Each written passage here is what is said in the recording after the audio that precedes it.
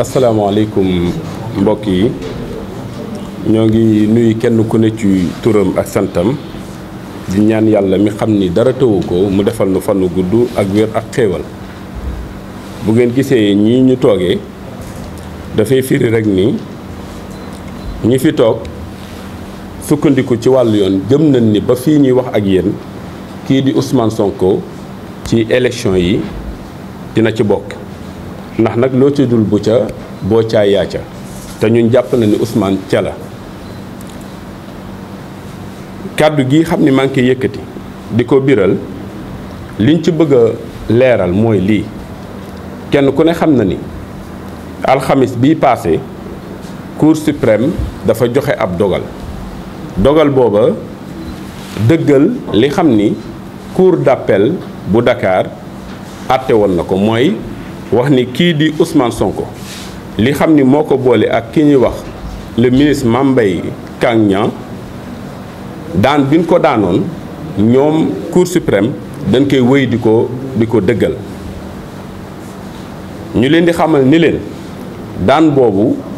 ñun avocats yi dañu am yéene def ce qu'on appelle le rabat d'arrêt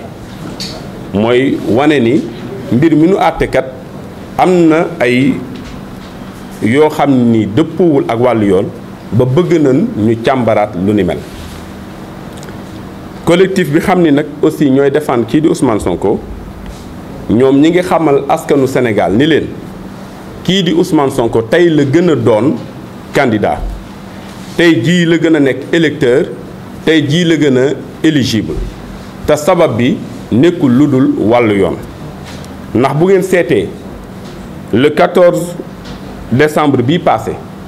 tribunal bu Dakar tribunal d'instance bu Dakar dafa jëloon une décision demander à ce que ñu réintégrer maam kii di Ousmane Sonko ca décision boobee rek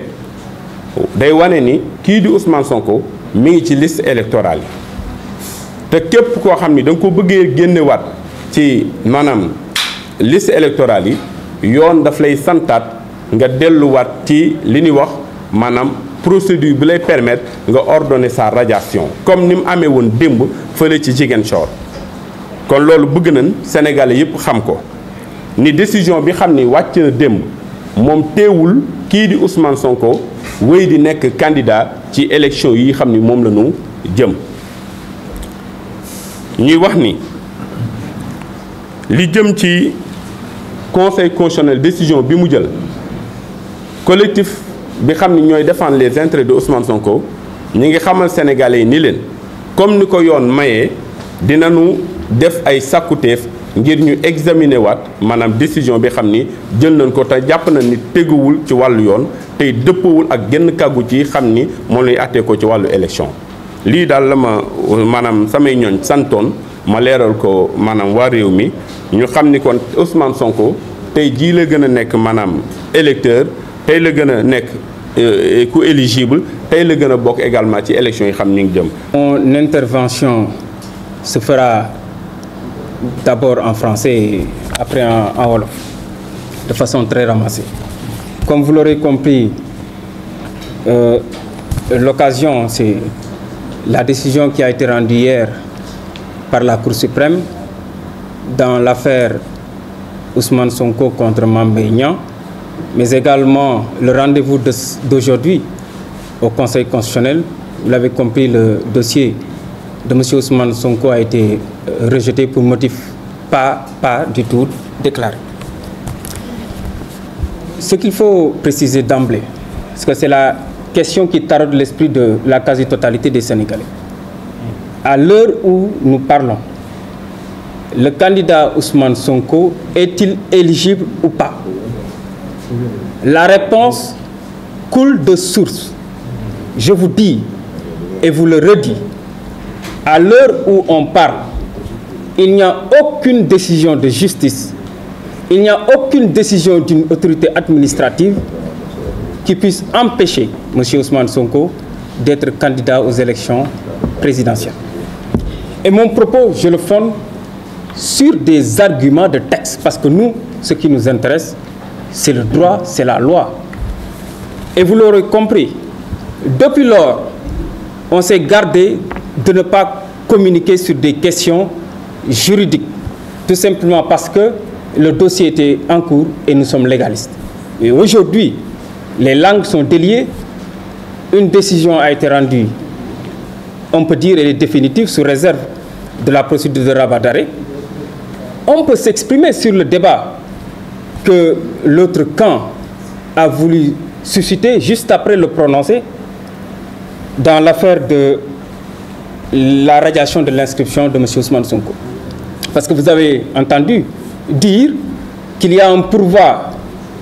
qui va être introduit et que ce pourvoi est suspensif. Tel n'est pas le cas. Je commence d'abord par rappeler que l'ordonnance justement qui a été rendue par le président du tribunal d'instance hors classe de Dakar règle la question de l'éligibilité de M. Ousmane Sonko. Parce qu'il a ordonné la réintégration de M. Ousmane Sonko sur les listes électorales. Et à ce jour, comme je l'ai dit, il n'y a que cette décision qui s'applique. Et conformément aux dispositions de l'article L40 alinéa 2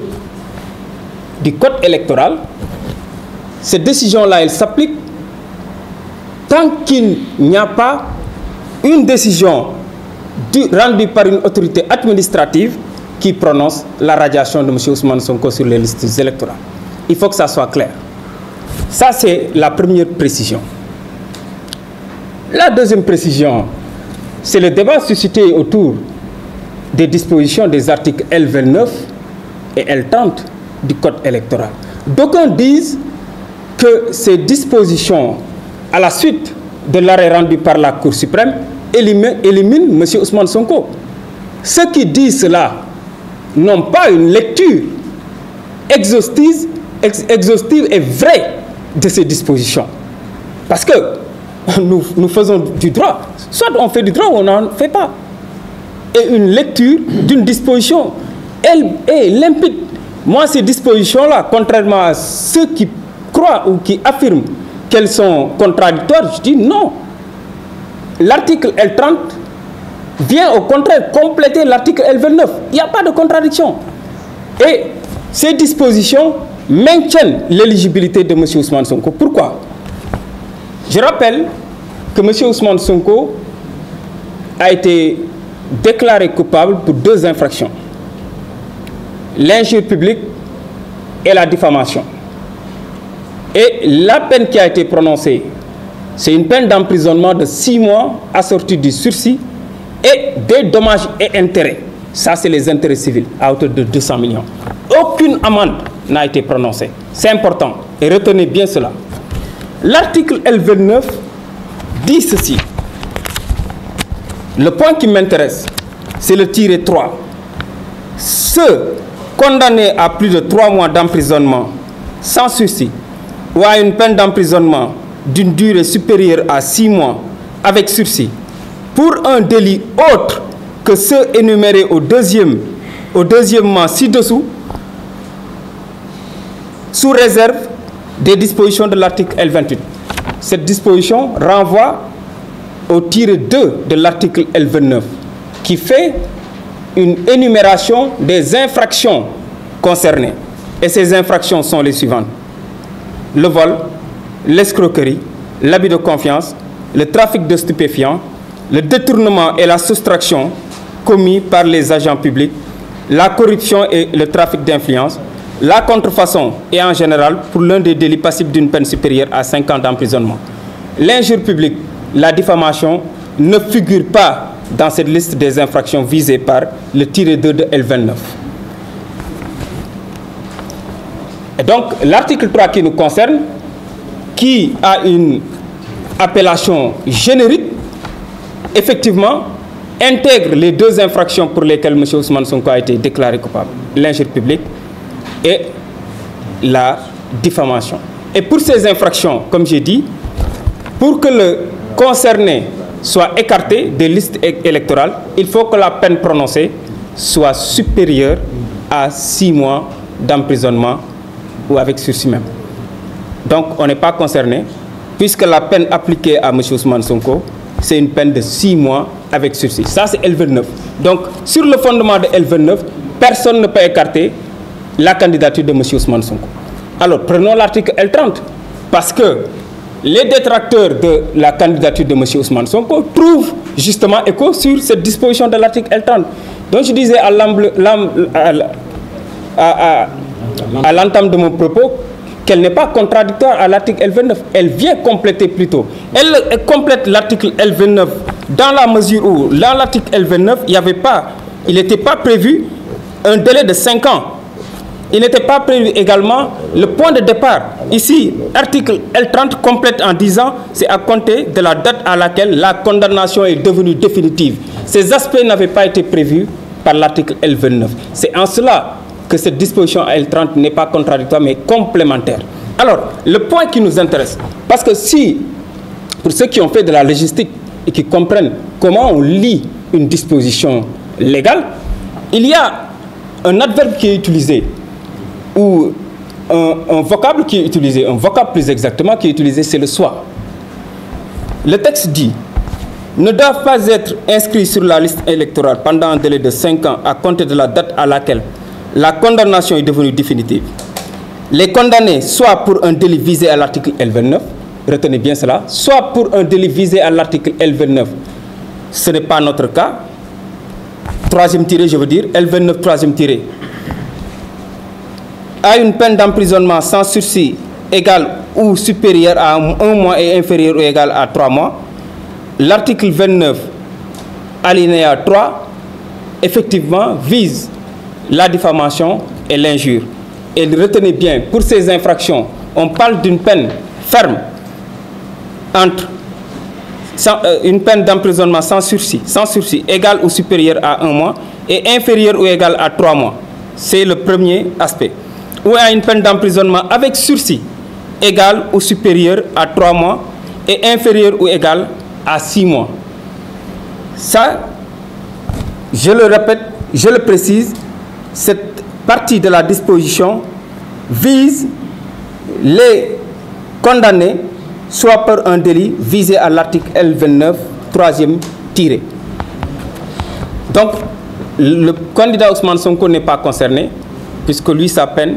c'est 6 mois avec sursis. Le texte poursuit en disant, soit pour un délit quelconque à une amende sans sursis supérieure à 200 000 francs, soit pour un délit quelconque. Donc, le cas de M. Ousmane Sonko, je le rappelle, c'est la diffamation et l'injure publique. Donc, si on retient ce deuxième vocable, ce deuxième soit à une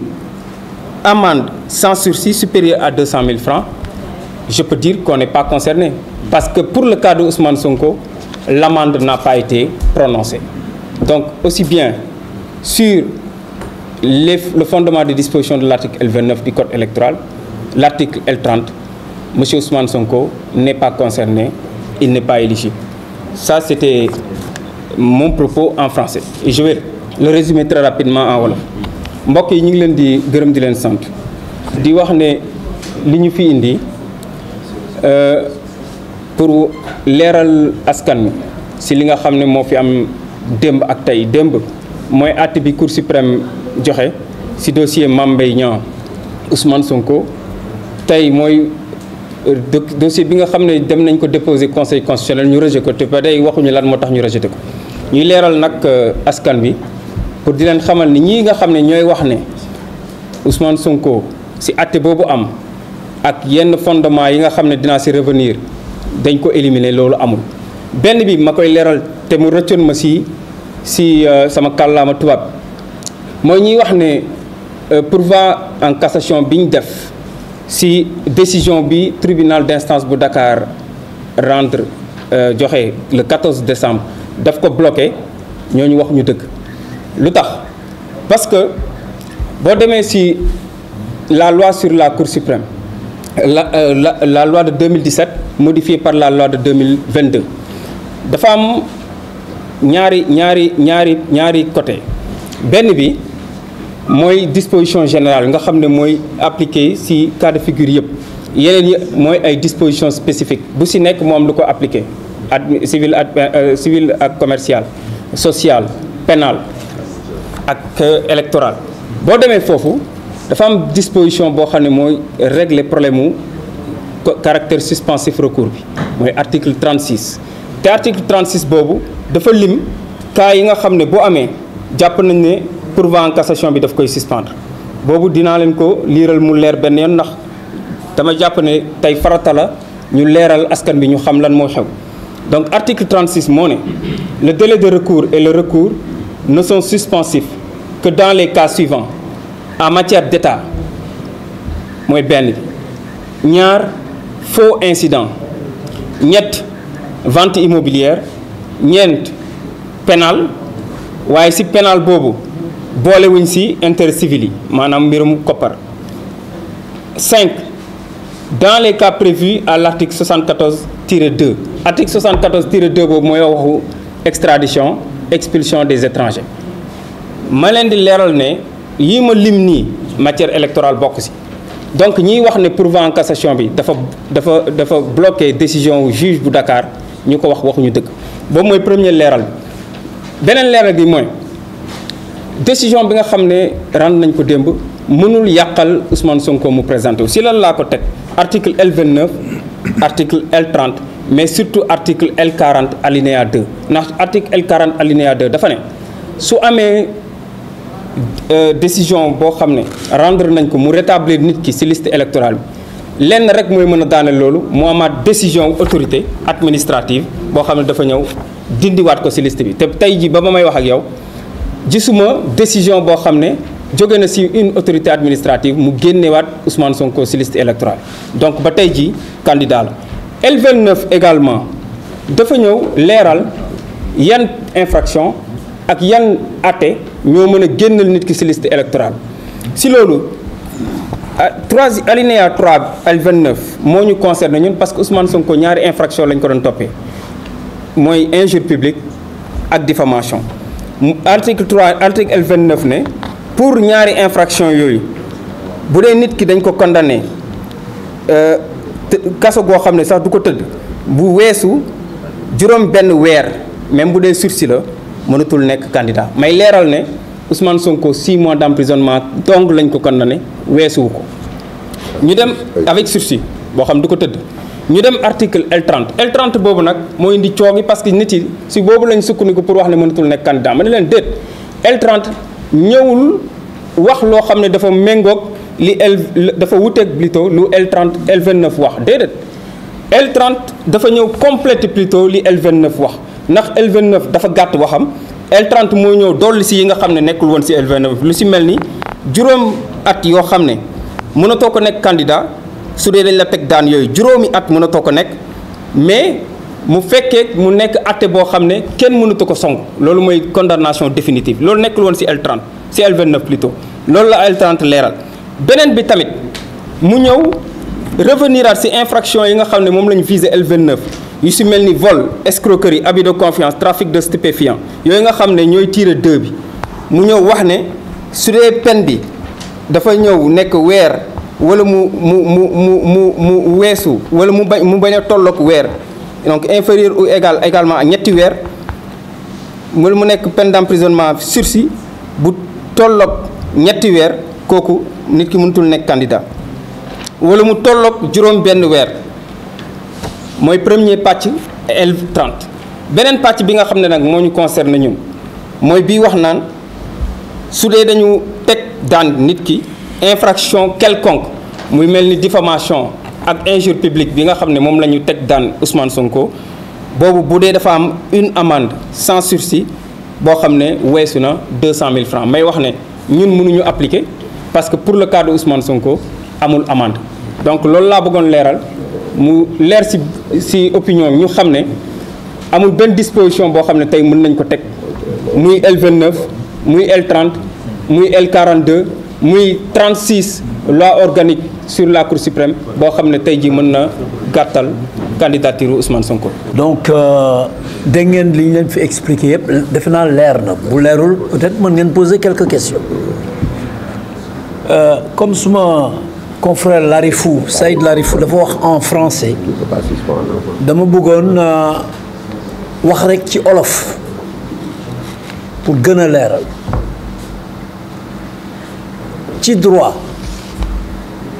démb gis ngeen dogal bi nga xam ne Cour suprême joxe nañ ko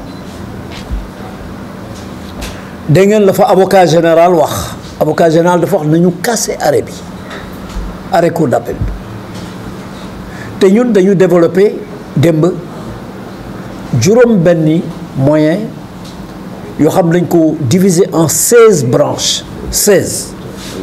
benn branche bu ci ne rek taxoon nañu war a casser arrêt boobu xam ni dañ ko jël dans une précipitation extraordinaire ndax yow mënuloo nit ki ñu convoqué ko ci affaire diffamation ñu ne entre deux particuliers muy ñëw nga wutal ko fu muy jaar jël ko dugal ko ci ay oto loolu doy la nga toj otoom gazé ko gaz boo xam ba léegi nee nañ posen la woon gazé ko moom ak avocat am lépp ci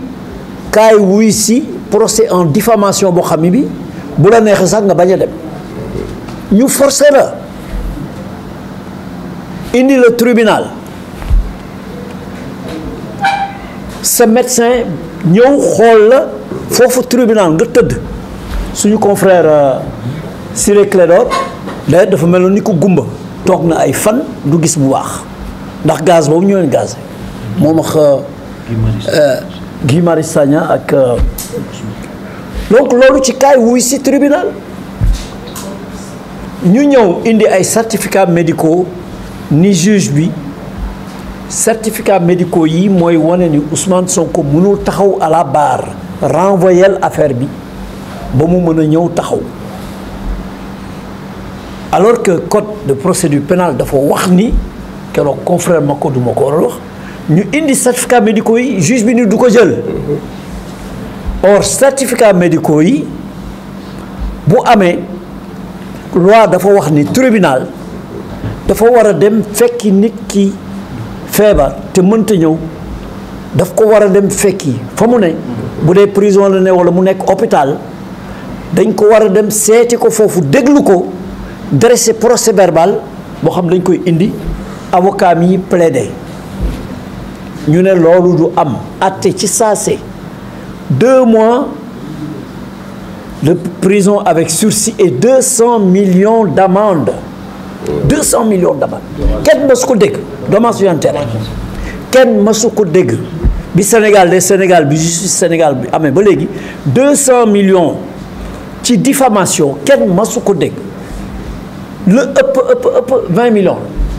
wala ay 10 millions am na magistrat bu ñu fi condamné woon sax boo xam ne bii boo xam ne dañu condamné journaliste ba 10 millions seen moroomu magistrat ñoom 200 millions. dans l'affaire Abdoulaye Badiama il a été condamné. bés boobu 30 mars boobu Mame Mbaye Niang dafa génn di bàkku di fecc moom ak ay avocat am na sax benn avocat tubaab boo xam ne bi mu nga foon parce que ñun branco bi nga xam dafa war a ñëw dañ ko téye aéroport dàq ko mais bi ñu defee loolu Mame Mbaye Niang mi doon bàkku procureur moom même jour la def appel le 30 mars la ñu jugé 2 mois avec sursis procureur def appel ci même jour bi kenn masul gis loolu ci diffamation entre 2 particuliers parce que Mame Mbaye Niang dafa porter plainte en tant que particulier pas en tant que ministre te la ñuy wax ni moom la Ousmane Sonko wax am na ñu ci bind livre wax ci témoin yaa nga fa woon ki bind livre sax mi nga fa woon 35 milliards. waaw ñoom dañu bind wax ni xaalis bi fu mu jaar kii war na répondre ci affaire boobu OFNAC wax na ci ba wax ni nañu poursuivre te booba ka ne woon OFNAC démb Cour suprême ñi doon àtte ci la bokk alors Mame Mbaye Niang mi doon fecc ba 200 millions yi mënoon da koy séddale ci taalibe yeeg daara yeeg yu kenn xamul dès le lendemain mu def appel loolu kenn mas ko gis yow tey yaa ngi fecc ni gañe nga sant sénégalais yi sant justice ëllëg si nga def appel ba nga defee appel procureur ci gaawaayam xam ne TGV sax moo ko raw billaay kenn ma su gis loo procureur def appel le 30 le même jour le 1er avril Mame Mbaye Niang def appel le 12 c'est-à-dire environ 10 jours après procureur général yebal na huissier pour mu signifier appel bi Ousmane Sonko le 12 avril pour l'audience du 17 avril kan moo mas a gis loolu procureur général maanaam dossier bi ci 10 jours yi rek jóge na tribunal yéeg cour d'appel ñu def rapport d'appel yéeg cour d'appel ñu enrôlé ko ba yónni huissier bi servir kayit bi le 12 pour le 17 alors que délai d'appel yi sax jeexagul parce que Ousmane Sonko bi muy def appel c'était le 28 avril délai d'appel yi jeexaguloon mu def appel ñoom le 17 ñu enrôlé dossier bi ba ñuy def seen arrêt dañu ni Ousmane Sonko aussi def na appel mais appel boobu ñoom statué wuñ ci et plus grave dañu wax ni Ousmane Sonko dafa teew assister en présence de ses avocats de 31 avocats ñun ñëpp ñu lim ñu ñi fa nekk ñi fa nekkul ñëpp nag Branco moom mu nga France parce que dàq nañ ko yóbbu nañ ko Larifou newu fa woon mais ñun ñëpp suñu tur mi ngi ci arrêt bi ni ñun teewoon nañu ci audience bi pour assister suñu client alors que suñu client ñëwul ñun ñëwuñu loolu lan la loolu du faux boobu moo amoon cour d'appel ak yeneen jalgat yoo xam kenn xamul nu mu toll malgré loolu démb cour suprême ni moom du casser arrêt bi te procureur général daf ko ni casser arrêt bi ñun ñu ne ko casser arrêt bi démontrer lépp noir sur blanc démontrer lépp que ni arrêt bi dañ ko war a casser ñoom ñu am seeni maqama seeni pexe ba ni arrêt boobu daal liñ ciy dindi lenn dong la mooy contrainte par corps bi lañ ciy dindi li ci des yëpp baax na waaye arrêt boobu c'est pas définitif démb dogal bi ñu dogal démb jàppaleen yéen journalistes yi yéen askan wi que ne loolu c'est pas définitif parce que ñun dañuy def rabat d'arrêt bu ñu ko signifier ñu def rabat d'arrêt donc arrêt boobu ñoom ñuy bàkkoo démb arrêt boobu c'est pas définitif et deuxièmement 6 mois yi nga xam ne moom la arrêt bi confirmé 6 mois yooyu terewul Ousmane Sonko mu nekk toujours candidat éligible ndax article L29 dafa wax ni supérieur à 6 mois supérieur à 6 mois avec sursis loolu leer na supérieur à 6 mois avec sursis or Ousmane Sonko c'est pas supérieur à 6 mois c'est 6 mois avec sursis. C'est 6 mois avec sursis léegi ñoom ñu langaamu ci article L30 parce que L30 dafa am fu ñu def égal ou supérieur inférieur ou égal à 6 mois xam nga loolu contradiction la ci L29 or 30 boobu dafa renvoyer ci L29 parce que 30 boobu li ñu ko santoon rek mooy wax durée 5 ans durée kii bi ak comme ni ñu ko expliqué point de départ bi ak durée bi donc loolu dafay wane ni Ousmane Sonko pexe bu nekk depuis quelques années pexe bu ne ndëgg sërëx bu nekk def nañ ko pour mu bañ a bokk ci élection yii élection yi nag yàllaa ko ci boole parce que bu doon seeni pexe rek booba ba léegi kenn waxatul affaire Ousmane Sonko kenn waxatul candidature Ousmane Sonko kenn waxul éligibilité mais yàlla def na muy dossier Adji Sarr muy dossier Mame Mbaye Niang bi ak beneen dossier bu ñu doon pexe yëpp. vol de portable. vol de portable lañ ko jàppee dañ ko séquestré 55 jours après ñu ne vol de portable te pendant ces 55 jours là yi mu nekk këram police def na benn PV en date du 7 juillet benn procès verbal ni ñoom ñëw nañu kër Ousmane Sonko pour signifier ko te loolu ñu ngi ko wax devant le tribunal d'instance de Dakar bi muy attewaat après cassation ñu ne ñoom police dem nañu kër Ousmane Sonko le 7 juillet def fa benn panneau d'affichage ci buntu këram Ousmane mi ngi ci biir de ñu ngi ko séquestré ci biir pendant les 55 jours ñu ngi ko séquestré ñu ne police sûreté urbaine ñëw na këram le 7 juillet def fa benn panneau d'affichage affiché fa arrêt contumace bi ñuy wax et que donc il est au courant donc ils ont fabriqué des faux ñëw dugal ko ci kii mais yàlla def lépp feeñ parce que ñoom yàlla leen di feeñal yàlla moo lu ñu def rek pexe bu ñu def lu ñu lal rek yàlla feeñal ko te bu koy feeñal daf leen di weeraale boole ci donc il faut arrêter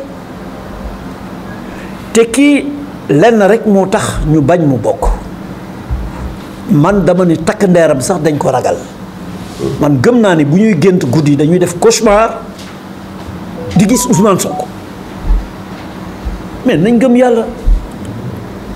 nañu gëm yàlla nañu gëm yàlla te arrêté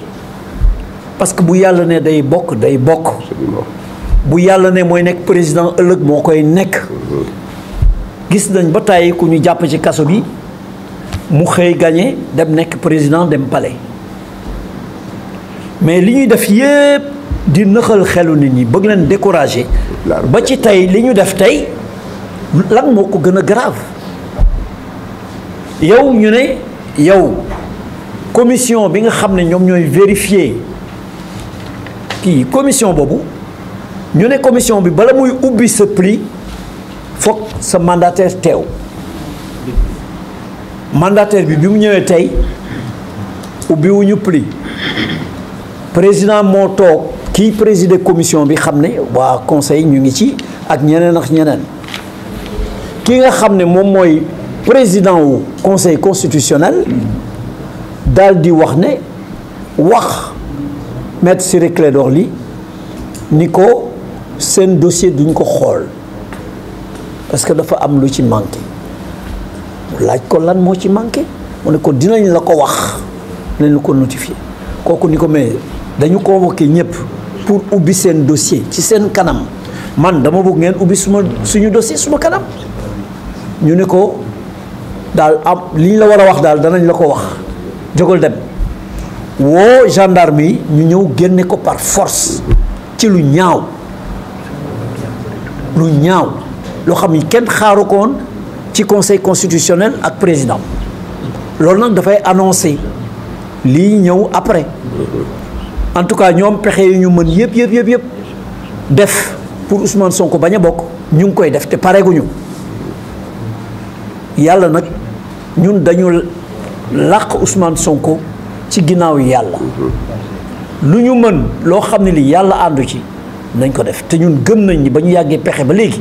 segam mënuñu woon ci moom dara ba léegi gaw ma ni dinañ ci mën dara ci temps yi di ñëw en tout cas loolu la ñu bëggoon leeral ci seen kanam di wax ne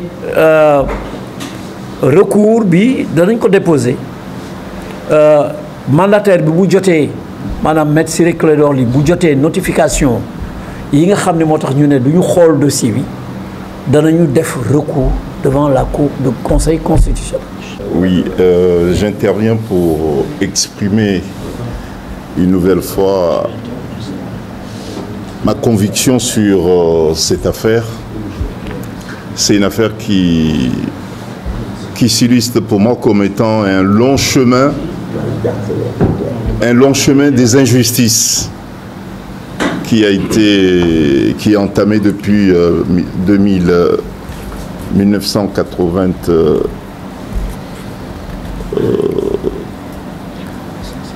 1994, le 4 janvier 1994, c'est bien ça. 2014 plutôt. 2014. Et hier, c'était 2024. Donc ça fait 10 ans que ce long chemin des injustices est emprunté par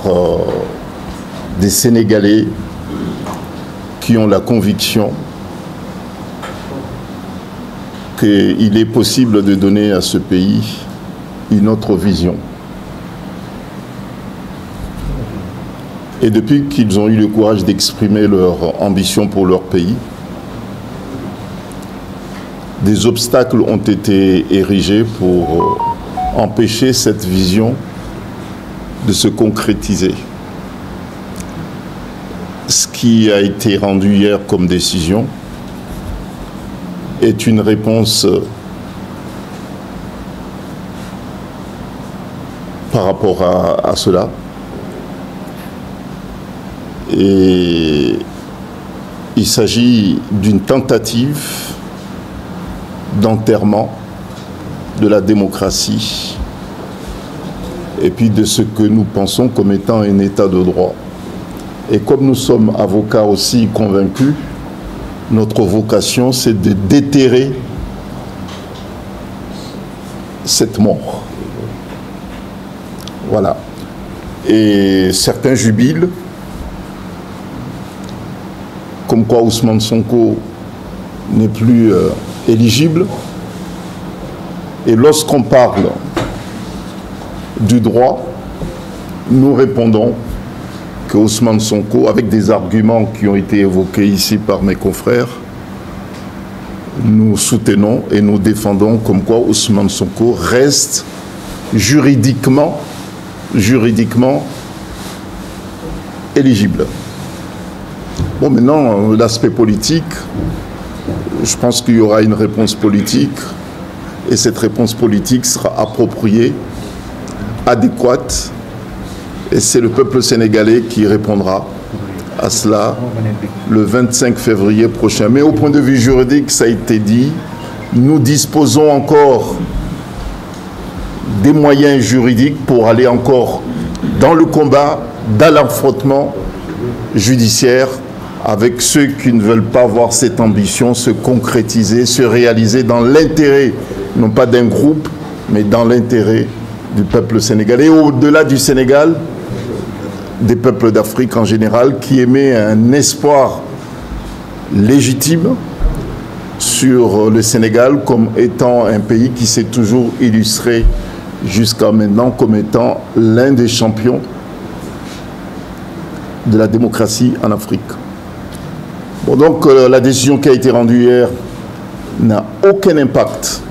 juridique sur le processus électoral en cours. Notre client a déposé son dossier, sa candidature. Nous sommes préoccupés par rapport au processus électoral en cours. Nous sommes très préoccupés parce que son dossier n'a même pas été examiné. Le dossier n'a pas été examiné puisque le texte l'indique clairement que le contrôle de parrainage doit être fait en présence du mandataire. Le mandataire de M. Ousmane Sonko n'était pas présent lorsque son dossier avait été ouvert. Non seulement ça, mais il a été poussé à quitter les lieux. Il a été contraint aujourd'hui à quitter les lieux. Et pourquoi? Parce qu'il a demandé des explications. Il souhaiterait savoir quelle était la pièce manquante. On lui a dit qu'on vous fera savoir. Alors qu'il devait être présent, justement, au moment de l'ouverture du dossier, pour savoir quelle est la pièce manquante. Ils ont appelé la police. Et ils ont appelé la gendarmerie pour, justement, le conduire, Pour l'expulser. le pousser, le contraindre à quitter les lieux. Voilà le motif de cette préoccupation. Mais cette préoccupation fait naître une détermination puisque dès lors que nous sommes constitués dans un dossier politique,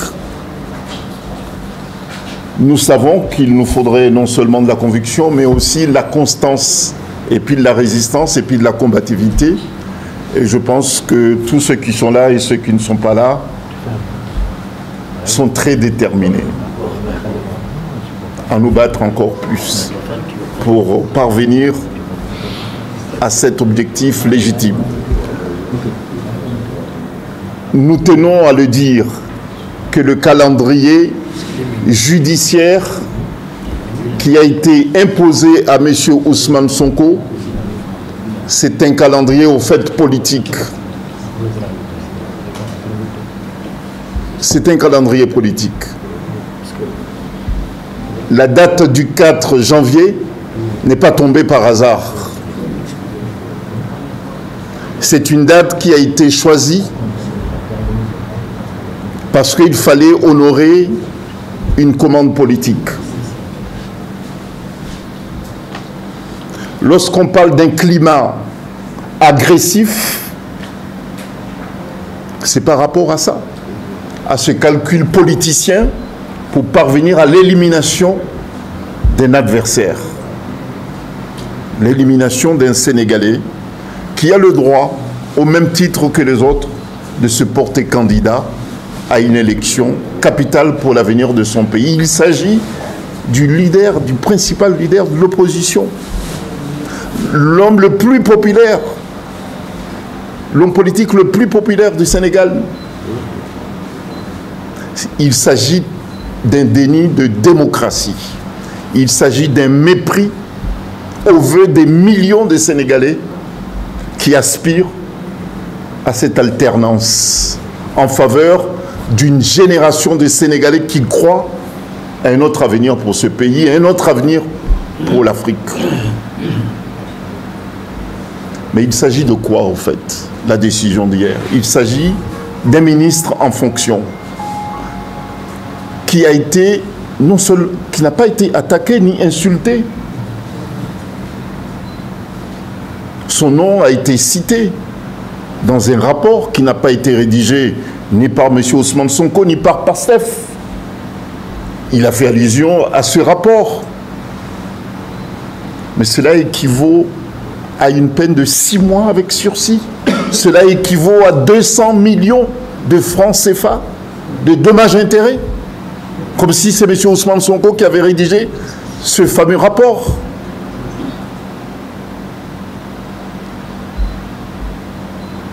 C'est un mépris pour des milliers de victimes sénégalaises qui sont victimes de crimes, qui n'ont jamais perçu, certains n'ont jamais fait l'objet, enfin leur procédure, si procédure a déjà été engagée, ont été engagées, n'ont jamais bénéficié d'une générosité judiciaire, comme ce ministre. En moins d'1 an, il a déposé plainte, qui a fait l'objet d'une enquête préliminaire, qui est passée en première instance, qui est passée en appel et en cassation. N'importe qui comprendra qu'il fallait effectivement que cette opération d'élimination aboutisse. Mais je pense qu'il y a des prières de ceux qui souffrent, de ceux qui aspirent à un autre avenir pour ce pays. Et ce sont leurs prières, effectivement, qui seront exaucées. Et non pas celles de ceux qui veulent maintenir l'immobilisme et puis qui sont en train de prendre en otage ce pays. Et bon, je le dis, puisque je ne suis pas venu ici pour la fermer, mais pour dire qu'ils ne sont pas à la hauteur de l'héritage démocratique, de tolérance de ce grand pays.